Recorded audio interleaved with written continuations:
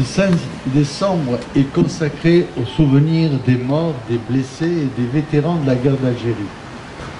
Il est juste et bon que le pays se souvienne des hommes qui ont donné de leur jeunesse et parfois jusqu'à leur vie pour une terre qui s'appelait la France.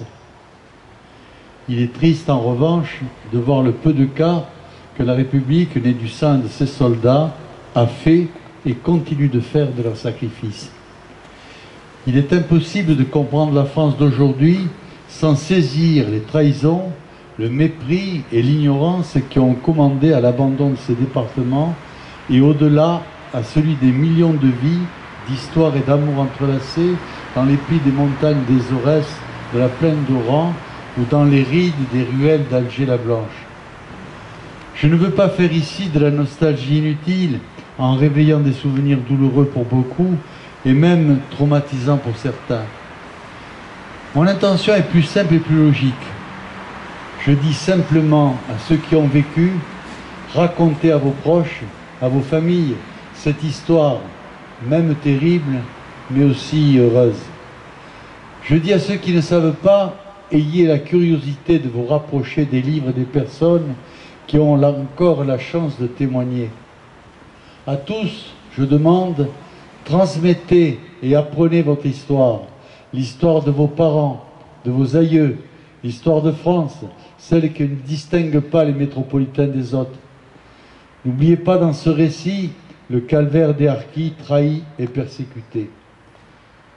Je vous demande cela comme une prière, parce que si vous ne le faites pas, cette 5e République honteuse ne se privera pas d'enterrer avec les dernières mémoires toute trace de sa trahison originelle. En voulez-vous la preuve? Regardez avec quelle constance cette part de notre histoire est tronquée, salie, cachée, revue et corrigée. Souvenez-vous des mots ignobles du candidat Macron assimilant l'action de la France à un crime contre l'humanité.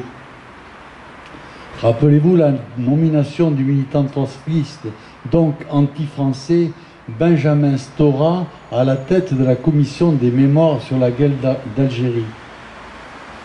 Avec quelle tristesse nous voyons les images du ministre de l'Intérieur Gérard Darmanin fleurir le monument du FLN à Alger, lui-même pourtant petit-fils de tirailleurs algériens engagés dans les forces françaises de l'intérieur. Commémorez donc en ce 5 décembre l'histoire, toutes les histoires, sans laisser la propagande du prêt à penser piocher ce qui l'intéresse et déformer le reste. Nous ne voulons ni verser dans l'angélisme, ni tomber dans la culpabilisation.